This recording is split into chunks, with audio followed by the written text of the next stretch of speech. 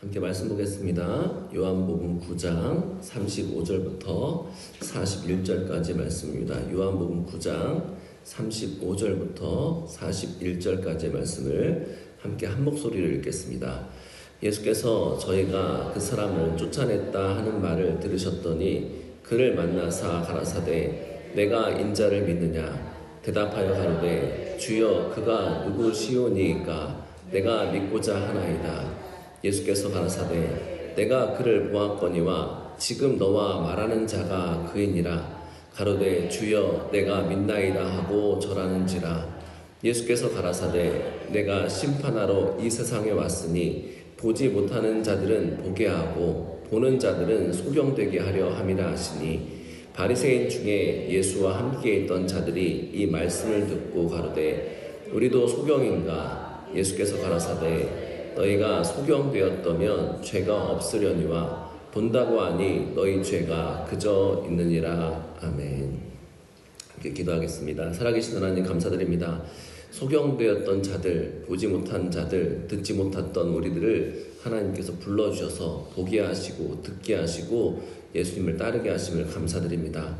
주님, 우리가 이 믿음 가운데에서 이 복음 가운데에서 떠나지 않게 하여 주옵시고 우리의 믿음이 매일매일 성장하고 성숙하여서 이제 주님의 일을 맡기실 때에 충분히 감당할 수 있는 믿음 주시고 충분히 할 수 있는 믿음 주시고 주님께서 능치 못하심이 없다라고 말씀하셨을 때에 믿음으로 아멘하며 고백하며 전진할 수 있도록 인도하여 주옵소서. 이 땅 가운데 많은 사람들의 소망을 잃고 어둠 가운데 있지만 그 사람들을 끄집어내는 일들을 우리에게 맡기셨사오니 하나님 우리 교회를 통하여 하나님 어둠 가운데 있는 자들, 소망이 없는 자들, 슬픔 가운데 있는 자들이 위로를 받고 소망을 얻고 주님의 나라 가운데 다시 회복되어 돌아오는 귀한 은혜를 주옵소서. 이 교회를 크게 써주시고 민족과 열방을 향해 기도하며 쓰임받는 귀한 교회 될 수 있도록 인도하여 주옵소서. 감사드리며 예수님의 이름으로 기도하였습니다. 오늘은 내가 믿나이다라는 제목을 가지고 함께 하나님 말씀을 나누도록 하겠습니다. 가끔씩 그 옛날 제자들에게 전화가 옵니다. 한번 만나자고 그래서 이렇게 연락을 오면은 제가 참 감사한 게 그 친구도 20대 많아야 30대인데 전 이제 50대 이제 중반 향해서 가고 있는데 20살 30살이 넘게 차이 나는 저렇게 만나겠다고 하니까 감사한 마음입니다. 근데 그렇게 만나자고 하는 친구들을 이렇게 면면히 살펴보면 거의 대부분이 어둠 가운데 있다가 소망을 잃었던 상황 가운데 있다가 함께 기도하면서 그 모든 어려웠던 것을 함께 이겨냈던 친구들, 밝은 빛으로 나온 친구들입니다. 그러니까 제가 왜 이렇게 그런 친구들 잘 만나나 했더니 제가 어둠 가운데 있어 보니까 제가 소망이 없는 가운데 있어 보니까 그 아이들의 마음이 공감이 됩니다. 왜 그 아이들이 어둠 가운데 있는지 그 상태가 어떠한 상황인지를 알고 있으니까는 그렇게 이제 소망 없이 살아가는 친구들 또 어둠 가운데 있는 친구들이 보면 참 그 살리고 싶은 충동을 금할 길이 없다라는 것입니다. 그러니까는 계속해서 그런 어둠 가운데 있는 사람들을 또 찾고 찾는 저의 모습들을 볼 수가 있습니다. 오늘 예수님도 본문 가운데서 한 사람을 찾는 것으로 시작하는데 35절은 이렇게 말씀하고 있습니다. 예수께서 저희가 그 사람을 쫓아냈다 하는 말을 들으셨더니 그를 만나사. 예수님께서 무슨 소문을 들으시냐면 예수님 때문에 마을 가운데서 쫓겨나고 왕따당한 소경되었던 남자의 소문을 듣습니다. 그는 마을 회당에서 출교당하였습니다. 더 이상 회당에서 하나님을 예배할 수 없습니다. 마을 사람과 교제할 수 없습니다. 마을에서 일을 할 수도 없고 경제활동을 할 수 없습니다. 어떤 분이 저를 되게 미워했던 어떤 분이 있으셨습니다. 그분과 그 주변 분들을 어디서 우연히 만나냐면 결혼식에서 우연히 만나게 되었습니다. 그러니까 그 주변 분들과 이렇게 얘기를 반갑게 인사를 나누었는데 저를 미워했던 그분이 오셔가지고 그 주변 분들을 얼른 데리고 사라지셨습니다. 그러니까 저와 어떤 교제도 못하게 하시는 것입니다. 그러니까 소경되었던 남자에게 누가 이렇게 하냐면 마을 사람들이 종교 지도자들의 눈치를 보면 그렇게 하는 것입니다. 냉대하게 대하고 쉽게 교제하지 못하게 하고 그러니까 자꾸 우리 인생 가운데 주님의 자유가 들어와야 되는데 미움과 이 죄가 들어오면 어떤 일이 벌어지냐면 우리가 자꾸 사람 때문에 얽혀 매연다는 것입니다. 사람 가운데 자유해야 되고 환경 가운데 자유해야 되고 믿음 가운데 자유하게 살아야 되는데 이 사람 때문에 여기는 안 가고 이 사람 때문에 이 일은 못하고 이 사람 때문에 여기는 안 하는 그러니까 자꾸 죄에 얽혀 있다 보니까는 인생이 자유한 것이 아니라 자꾸 얽혀매는 그런 인생 가운데 살게 된다는 것입니다. 그러니까 예수님께서 정말 엄청난 스케줄과 많은 사람들을 만나셔야 되고 설교 사역 하셔야 되고 치유 사역까지 하시는 너무나 바쁘신 예수님께서 지금 뭐 하시냐면은 그 사람을 급히 찾으신다는 것입니다. 여기서 그를 만나사 그냥 이렇게 평이하게 표현했지만 성경의 원문을 보면 그냥 만난 것이 아니라 예수님이 그 사람을 찾았다는 것입니다. 그 사람 어디 있는 거야? 도대체 무슨 일이 있었던 거야? 하면서 그 사람을 찾아내서 그 소경되었던 남자를 찾으시고 만나셨다는 것입니다. 왜 그렇습니까? 예수님 그 소경된 남자의 마음을 아셨기 때문에 그렇습니다. 예수님 이 땅 가운데 얼마나 많은 배척을 받으셨습니까? 그렇게 많은 사역들을 통해서 그렇게 많은 병자들을 살리시고 주의 말씀을 복음을 전해서 그렇게 많은 생명들을 살리셨음에도 불구하고 많은 사람들이 예수님을 배척합니다. 거절당합니다. 그리고 이유 없이 그들이 돌로 치려고 합니다. 그러니까 예수님께서 배척받는 그 슬픔, 배단당하는 그 마음이 얼마나 아픈 것인지 그 마음과 고통을 너무나 잘 아셨다는 것입니다. 나중에 보면은 예수님의 12제자들 3년 반 동안이나 정말 애기중지하게 키워서 그러니까 모든 것들을 같이 했던 그 제자들마저 자신을 헌식자처럼 버리고 도망하는 것을 예수님이 아셨다는 것입니다. 그렇게 예수님이 소경된 남자를 찾으시고 만나셔서 그의 위로가 되어주셨다는 것입니다. 자신이 기적같이 눈을 뜨게 하는 이 사건을 함께 기뻐해주는 마을 사람들이 하나도 없습니다. 그 냉대한 사람들, 자신을 어렸을 적부터 돌보지도 않고 버려버렸는데 눈이 뜬 지금도 자신을 부인하는 부모들, 그리고 자신이 눈을 떴다라는 이 기적같은 일 때문에 자기를 왕따시키고 결국 출교시켜버린 유대 지도자들. 그러니까 그 어느 한 사람도 이 소경된 남자의 편이 되어주지 못한 현실 가운데 있는 이 소경된 남자를 예수님께서 찾으시고 만나주셨다는 것입니다. 우리 인생 가운데 그런 상황을 만날 때가 있습니다. 아무도 이해 못할 때가 있습니다. 심지어 때로는 가족조차도 이해 못할 때가 있고 자신의 편에 서지 않을 때가 있습니다. 아무도 기대하고 의지할 곳이 없을 때가 홀로 서 있을 때가 있다는 것입니다. 근데 놀랍게도 주님은 우리를 포기하지 않으신다는 것입니다. 가장 외롭고 홀로 있고 힘들 때에 주님이 우리를 찾아오십니다. 우리를 만나십니다.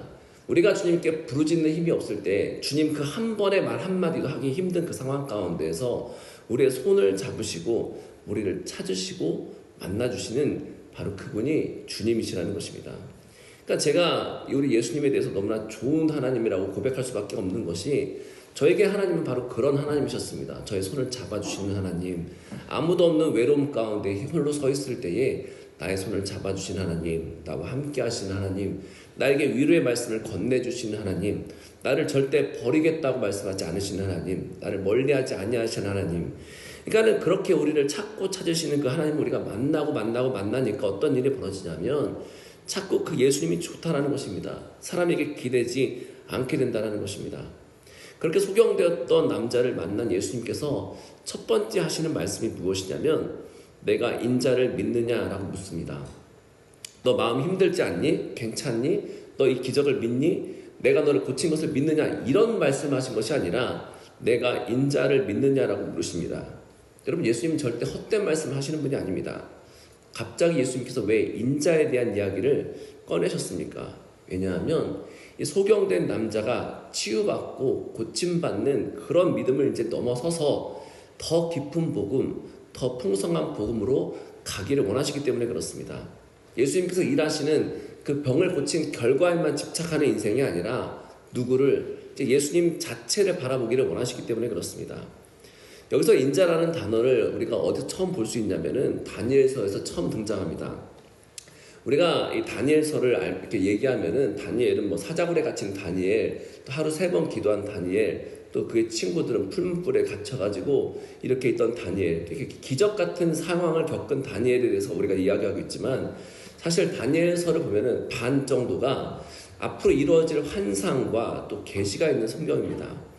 오늘 또 이제 신천지가 저에게 이렇게 편지가 왔습니다. 그래서 편지가 이제 저는 가끔씩 이제 이분들이 저를 무슨 말로 설득할까, 무슨 말로 저에게 이렇게 현혹을 시킬까 굉장히 궁금합니다. 그래서 오늘 또 무슨 내용을 보냈나 했더니 이런 내용이었습니다.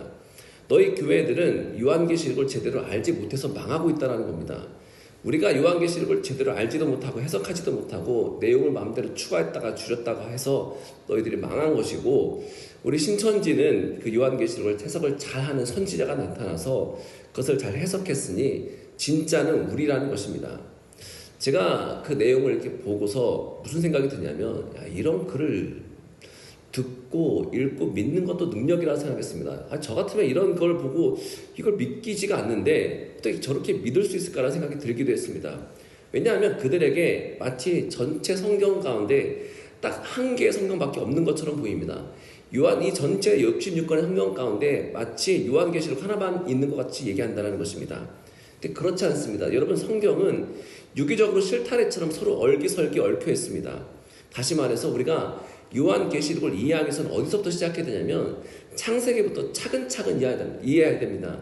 왜 하나님께서 천지를 창조하셨는지, 왜 사람을 만드셨는지, 그리고 왜 사람이 죄를 짓게 되었는지, 그리고 창세기를 통해서 하나님께서 어떤 구원의 역사를 이루셨는지, 어떤 약속을 아브라함에게 하셨는지, 그리고 그 약속의 이 언약들이 이 이스라엘의 왕들 가운데 어떻게 나타났는지, 그리고 하나님께서 이 이스라엘 왕들이 하나님의 말씀 뜻대로 살지 못했기 때문에 각 선지자들 통해서 어떠한 왕을 우리에게 보내시고 우리를 어떻게 구원하시는지 세세하고 곳곳에 하나님의 말씀들이 쫙 펼쳐져 있습니다. 그러니까 요한계시록만 중요한 것이 아니라 모든 성경이 다 중요하다는 것입니다. 하나님 우리에게 한 부분만 보게 하신 것이 아니라 전체 성경을 입체적으로 보게 하여 주셔서 다양한 각도와 다양한 시각으로 삼위일체 하나님 우리 가운데 깨닫게 하시고 보게 하셨다는 것입니다. 왜 그렇습니까? 여러분, 하나님 한 분 너무 신비로운 분이십니다. 하나님은 인간의 이해 범주를 넘어서신 분이십니다. 그래서 우리가 하나님을 다양한 시각과 다양한 각도로 봐야만 겨우 이해할 수 있는 분입니다. 그런 하나님께서 우리에게 성경 66권을 보셔서 다양한 말씀과 다양한 방식과 다양한 형식으로 우리에게 하나님 자신을 계속해서 계시하여 주신 것입니다. 내가 나다라는 것을, 내가 하나님이다라는 것을, 내가 전능한 여호와라는 것을, 내가 야훼 하나님이라는 것을 계속해서 우리에게 말씀하시는 것은 이 성경을 통해서 우리에게 하나님이 누구신 것을 계속 알게 하신다는 것입니다. 또한 성경 우리에게 주신 목적이 무엇입니까? 바로 우리 성도님들 한 사람 한 사람을 예수 그리스도께 이끌기 위함입니다. 그러니까 우리가 성경 가운데서 계속 무엇을 발견해 가야 되냐면 예수님이 누구신지, 그리고 그분이 우리에게 전하는 복음이 무엇인지, 그 복음의 능력이 무엇인지, 복음이 우리 삶 가운데 들어오게 되면 어떤 역사가 일어나는지 보고 깨닫고 믿게 되면 그 일들을 통해서 하나님께서 우리의 말씀을 통해서 이루어가신다는 것입니다. 바로 다니엘의 환상 가운데 그 예수님을 보게 됩니다. 다니엘서 7장 13절부터 14절까지 이렇게 말씀하고 있습니다. 내가 또 밤 이상 중에 보았는데 인자 같은 이가 하늘 구름을 타고 와서 옛적부터 항상 계신 이에게 나와 그 앞에 인도되매 그에게 권세와 영광과 나라를 주고 모든 백성과 나라들과 각 방언하는 자로 그를 섬기게 하였으니 그 권세는 영원한 권세라 옮기지 아니할 것이요 그 나라는 패하지 아니할 것이라. 내용이 이렇습니다. 다니엘이 이렇게 환상을 보니까 무엇을 보게 되냐면 옛적부터 계신 하나님이 보입니다. 그 하나님이 계신데 그 앞에 누가 오냐면 사람과 같이 생긴 이가 구름을 타고 하나님 앞에 와서 계신 것을 봅니다. 아직 예수님의 이름이 이 구약시대 때 드러나지 않았기 때문에 다니엘이 본 그 예수님을 어떻게 표현하냐면 사람과 같이 생긴 분, 사람의 아들, 즉 인자라고 표현한 것입니다.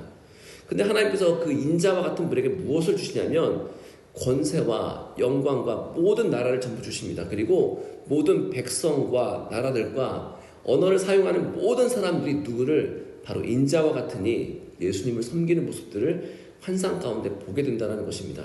그리고 그 나라는 절대 망하지 않고 영원히 존속하는 하나님의 나라였습니다. 예수님의 나라였습니다.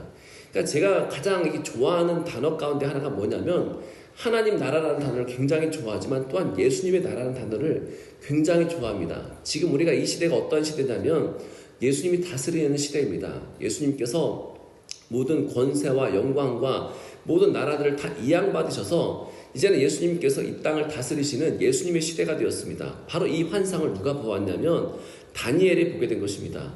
그러니까 성경학자들이 어떻게 생각하냐면 우리들의 메시아는 저렇게 구름 타고 이 땅 가운데 영광 가운데 오실 그분이라고 믿고 그런 메시아를 기다렸다는 것입니다. 그런 인자 되신 예수님을 그들이 구원할 그 메시아를 기다렸다는 것입니다. 예수님께서 소경된 남자에게 바로 그 인자에 대해서 말씀하시는 것입니다. 그리고 그 인자를 내가 믿겠느냐고 물으시는 것입니다. 그때 소경이 대답합니다. 36절입니다. 대답하여 가로되 주여 그가 누구시오니까 내가 믿고자 하나이다. 저는 여기서 이 소경의 성경적 지식에 대해서 정말 놀랐습니다. 그는 다니엘서에서 말씀하고 있는 그 인자라는 것을 알고 있었습니다. 그 인자의 예언을 이미 알고 있었습니다. 사람들에게 무시받고 부모도 버린 그 소경되었던 남자는 실제로 알고 보니까 성경을 묵상하고 사모하던 자라는 것입니다. 제가 이렇게 말씀드린 이유가 무엇이냐면 제가 이 인자에 대해서 30살이 넘도록 몰랐습니다. 다니엘서에 나오는 이 인자라는 이 사람에 대해서 저는 알지 못했습니다. 그러다가 제가 성경을 이제 신약 성경을 읽다가 예수님께서 뭐라고 말씀하시냐면 나는 인자다. 인자가 있느니 계속해서 인자란 단어를 말씀하십니다. 그래서 갑자기 인자란 사람이 인자가 무엇인가 궁금해지기 시작했습니다. 그래서 신약 성경 전체 지금은 챗 GPT가 있고 인터넷이 활발했지만 저 있을 때는 그렇지 못해서 책을 찾아서 공부하기 시작했습니다. 인자가 무엇인지 이 책을 찾고 저 책을 찾고 하나하나 들여다보면서 인자가 누구신지를 공부하기 시작하다가 다니엘서에서 나오는 인자라는 분이 사람과 같은 모양이 사람과 같은 이가 바로 예수님을 가리킨다는 것을 알고 제 온몸에 전율이 흘렀습니다. 예수님께서 이런 모습으로 이 땅 가운데 오시는구나. 예수님께서 영광을 다 가지시는구나. 예수님 모든 나라와 모든 민족과 모든 언어를 사용하는 분들을 다 통치하시는구나. 근데 놀랍게도 이 소경이 예수님의 말씀 인자가 누군지를 알아들었다는 것입니다. 소경이 뭐라고 얘기합니까? 예수님 말씀에서는 인자가 무엇입니까? 라고 묻지 않고 도대체 다니엘서에 나오는 그 인자가 누구십니까? 그분이 누구시길래 인자를 믿느냐고 나에게 물으십니까? 이렇게 이야기했다는 것입니다. 저는 여기 계신 분들이 반드시 성경을 읽고 묵상하는 일에 사모함이 있기를 간절히 바랍니다. 왜냐하면 여러분 사람은 이해되고 깨닫는 만큼 움직입니다. 제가 가장 안타까운 가운데 하나가 뭐냐면 하나님의 말씀을 알지 못하고 깨닫지 못하면 우리의 믿음과 신앙이 맨날 제자리에서 빙빙 돈다는 것입니다. 제가 한 기도원에 갔을 때에 그 친구들에게 묻습니다. 너 말씀을 읽고 있니? 아니라는 것입니다. 말씀을 알아듣니? 아니라는 것입니다. 그게 마냥 기쁩니다.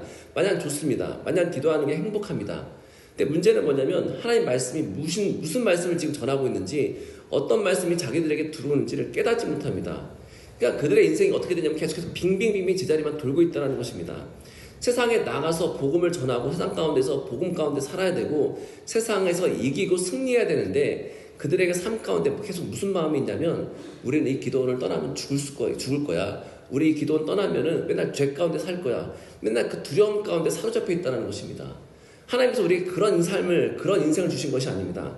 말씀을 듣고 깨닫고 알아서 우리 삶 가운데서 승리하고 말씀이 나의 인생 가운데 들어와서 그 말씀이 나를 움직이게 하고 그 말씀이 나의 인생을 변화시켜서 말씀 가운데 살아가도록 하신 건데 제가 가슴 아픈 게 뭐냐면 신앙 속에 그냥 과거의 신앙 가운데 묶여서 살아가서 하나님께서 지금도 새롭게 계속 부어주시는 말씀과 약속들이 우리 인생 가운데 없는 사람들이 가장 불쌍해 보인다는 것입니다.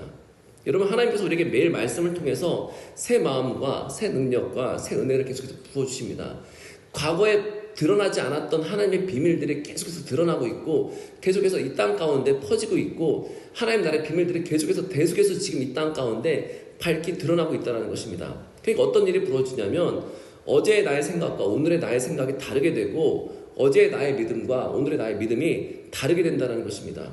근데 1년 전과 5년 전과 10년 전에 비교해서 전혀 우리 가치관과 생각이 변하지 않았다면 우리는 전진하지 않는 믿음이고 하나님께서 새 인생을 주시고 새 가죽 부대를 만들어 주셨는데 거기다가 무엇을 하냐면 새 포도주를 붓는 것이 아니라 묵은 포도주, 철진한 포도주만 품고 있다는 것입니다.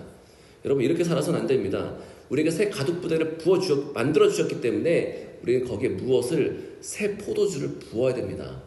우리가 예수님 안에서 새롭게 태어났다면 이제는 사랑의 기준, 믿음의 기준, 인생의 기준, 모든 인생의 하나하나의 기준이 다 바뀌어야 됩니다. 생각하는 모든 사고의 기준이 다 바뀌어야 됩니다. 살아가야 될 목적의 기준이 바뀌어야 됩니다. 근데 그 기준이 무엇이냐면 바로 하나님의 말씀이라는 것입니다. 하나님의 말씀을 붙들면 하나님께서 우리 안에서 새로운 일을 시작하신다는 것입니다. 새로운 기준을 만들어주시고 새로운 가치관을 세워주시고 새로운 가정관을 세워주시고 새로운 남자관을 세워주시고 새로운 여자관을 세워주시고 새로운 부인관을 세우시고 남편관을 세우시고 가정관을 세우시고 교회관을 세우시고 죄와 싸워서 승리할 수 있는 능력을 주시고 계속해서 우리가 차근차근히 주님 말씀 안에서 모든 것들을 새롭게 변화되게 되고 새로운 가치관과 하나님 말씀을 기반한 그런 기준 가운데 살아갈 수 있게 된다는 것입니다. 바로 소경이 그 기준이 그 준비가 된 사람이었습니다. 새로운 가족 부대가 될 수 있는 준비가 된 사람이었습니다. 하나님 예수님께 올인할 수 있는 준비가 된 사람이었습니다. 예수님께서 소경된 남자에게 이렇게 말씀합니다. 37절입니다. 예수께서 가라사대 내가 그를 보았거니와 지금 너와 말하는 자가 그이니라. 뭐라고 예수님 말씀하시냐면 다니엘이 환상 가운데 보았던 그 인자, 이 땅의 영광, 모든 영광과 권세와 나라들을 다 통치하는 그 인자가 바로 예수님 자신이라는 것입니다. 하나님께서 모든 권세와 영광과 나라를 이양받아서 세상을 다스리러 오신 왕이 바로 예수님 자신이심을 밝혀주신 것입니다. 여러분, 성경에 보면 하나님께서는 하나님을 온전히 믿는 자를 나의 친구 삼아주신다고 하셨습니다. 나의 비밀을 다 알려주신다고 하셨습니다. 지금 누구에게 예수님의 비밀을 알려주신 것입니까? 바로 소경된 남자 그 한 사람에게 내가 바로 다니엘에서 나오는 그 인자야. 내가 세상에 통치하는 왕이야. 그 이 비밀의 복음을 전하기 위해서 알려주시기 위해서 이 소경을 만나셨다는 것입니다. 하나님의 뜻을 따라서 모든 민족과 나라를 다스릴 왕이 바로 나야. 우리 인생 가운데 죄와 어둠을 깨뜨리고 어둠 가운데서 빛으로 우리를 인도하실 왕이 바로 나야. 너희의 모든 슬픔과 고통을 담당하기 위해서 온 왕이 바로 나야. 너희의 모든 죄에 대한 심판의 저주를 대신 짊어지기 위해서 온 겸손의 왕이 바로 나야. 바로 이 복음을 소경된 남자에게 전해주시기 위해서 그를 찾으시고 그를 만나셨다는 것입니다. 예수님께서 소경된 남자가 자신의 병을 치유받는 것을 넘어서서 그런 1차원적인 신앙을 넘어서서 이제는 2차원, 3차원의 신앙으로 발돋움하기를 원하신다는 것입니다.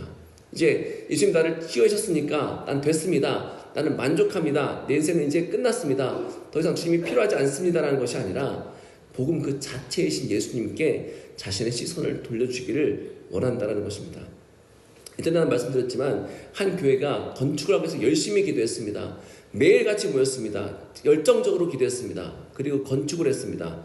그때부터 그들의 기도가 끊어지기 시작했습니다. 더 이상 기도하지 않습니다. 왠지 아십니까? 목적이 건축에 있었기 때문에 그렇습니다. 하나님께서 너희들 건축하고 끝내라고 그 교회를 건축하신 것이 아닙니다. 건축해서 무엇을 하라는 것입니까? 그 지역사회의 생명을 살리고 그 지역사회에 복음을 전하고 그 지역사회의 어둠 가운데 있는 사람들 어둠을 몰아내고 주의 빛의 복음을 전하기 위해서 그 교회를 세우신 것입니다. 건축하게 하신 것입니다. 근데 목적이 잘못됐습니다. 목적이 건축하는 데서 끝나버리니까 그게 더 이상 기도하지 않는 교회로 변질되었다는 것입니다. 예수님 우리에게 그런 걸 원하신 것이 아닙니다. 진짜 예수님을 만나기를 원하신다는 것입니다. 진짜 예수님을 만나야 진짜 생명 가운데 살게 되고 진짜 예수님을 만나야 진짜 복음 가운데 살게 되고 진짜 평안 가운데 살게 되고 진짜 은혜 가운데 살 수 있게 되고 영원한 생명 가운데 살 수 있게 된다는 것입니다. 이 소경이 이 복음을 만났습니다. 너무 감격스럽습니다. 이 놀라운 비밀을 자기에게 알려주신 이 주님이 너무나 좋습니다. 감동을 받습니다.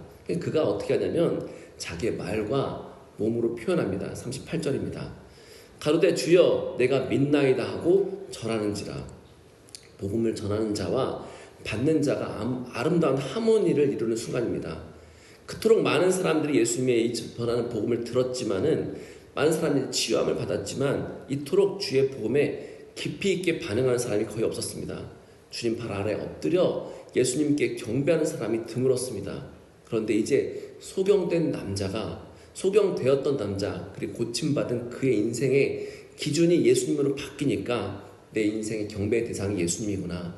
내가 따라가야 될 분이 예수님이구나. 나의 인생은 예수님 것이구나. 깨닫게 되니까 그에게 경배하고 절하게 되었다는 것입니다. 이제 회당에서 출교당하고 마을에서 왕따당한 것이 자기 두렵지 않습니다. 부모가 자신을 회피하는 인생이 되었지만 외롭거나 두렵지 않습니다. 왜냐하면 이제 예수님께서 인자 되신 분께서 나와 함께 하시고 나를 지켜주실 것을 믿었기 때문에 그렇습니다. 예수님 나의 목자 되실 것이구나. 내 모든 앞으로 선한 길들로 인도하실 것이구나. 이것이 믿겨지게 되었습니다. 이 소경된 남자의 믿음의 반응을 보신 예수님께서 다음과 같이 말씀하십니다. 39절입니다. 예수께서 가라사대 내가 심판하러 이 세상에 왔으니 보지 못하는 자들은 보게 하고 보는 자들은 소명되게 하려 함이라 하시니, 소경된 남자의 눈이 점점 밝아지기 시작합니다. 처음에 그는 예수님을 뭐라고 고백하냐면 이 사람이 이렇게 고백합니다. 그 다음에 좀 지나니까 그가 예수님을 뭐라고 표현하냐면 선지자라고 표현합니다. 근데 마지막에 예수님 뭐라고 표현합니까? 주님 이렇게 고백합니다. 나의 주인님, 나의 왕이신 하나님, 이렇게 고백하며 주님을 고백했다는 것입니다. 소경된 남자가 예수님을 진짜 만나니까 누구를 진짜 따라가야 되는지, 어떠한 기준 가운데 살아가야 되는지, 자신의 인생의 전체를 누구를 바라보며 살아가야 되는지, 누구를 예배해야 되는지 분명하게 알게 되었다는 것입니다. 그러나 바리새인들은 정반대의 길을 걸어갑니다. 그들을 뭐라고 고백합니까? 우리는 보는 사람들입니다. 우리는 하나님을 아는 사람들입니다. 우리는 옳습니다. 우리가 가진 기준이 옳은 것입니다.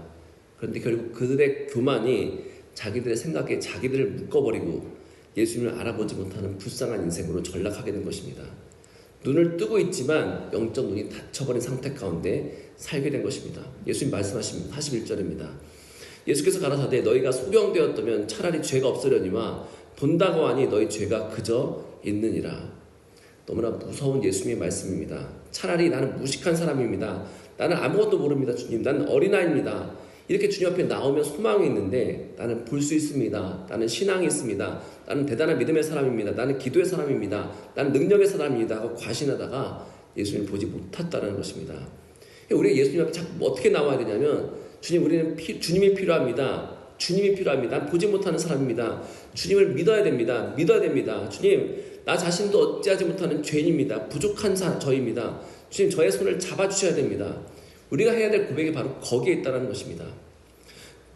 저번에도 한번 설교에서 말씀드렸듯이 부산의 한 목사님이 부교역자에게 폭언과 욕설을 퍼붓다가 그 사건으로 인해서 사퇴했습니다. 제가 이 얘기를 어떤 성도님과 나누다가 그분이 놀라면서 저에게 이렇게 말합니다.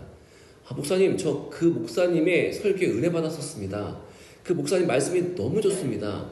그리고 제가 그 얼굴을 보니까 너무 천사 같았습니다. 너무 인자했습니다. 근데 그분이 그런 욕설을 했다는 게 너무 의외였습니다. 맞습니다, 여러분. 사람은 그 속을 절대 알 수 없습니다. 사람은 절대 믿을 구석이 없는 것이 바로 사람입니다. 우리 스스로 우리가 바라볼 때에 우리가 믿을 만한 사람이 있습니까? 믿을 만한 구석이 있습니까? 없다는 것입니다. 그러니까 우리가 예수님 앞에 자꾸 이렇게 소경과 같이, 이 소경된 남자와 같이 고백해야 됩니다. 주님, 나는 앞을 보지 못하는 소경입니다. 내 힘으로는 할 수 없습니다. 주님, 내 눈을 뜨게 하셔야 됩니다. 나는 능치 못함이 없는 사람이 아니라 모든 것 다 할 수 없는 사람입니다. 하지만 주님께 능치 못함이 있습니다. 자꾸 이렇게 주님께 매달리고 믿는 믿음 가운데 살아야 한다는 것입니다. 그렇게 끝까지 주님을 믿고 매달리는 인생, 나를 과신하지 않고 주님을 넘치도록 믿는 사람들에게 예수님께서는 반드시 놀라운 일을 행하실 것이라고 우리에게 약속해 주셨습니다. 오늘 이 말씀을 통해 그 은혜가, 그 예배가, 그 고백이 차고 넘쳐서 하나님께 귀하게 쓰임받고 치유받고 이제 믿음의 사람이 되어서 주님의 비밀을 깨닫고 알아서 이제 주님의 뜻 가운데에 주님의 복음을 전하고 주의 메신저가 되고 사람을 살리는 귀한 성도님들 되시기를 간절히 소망합니다. 이렇게 찬양드리며 기도하겠습니다. 찬송가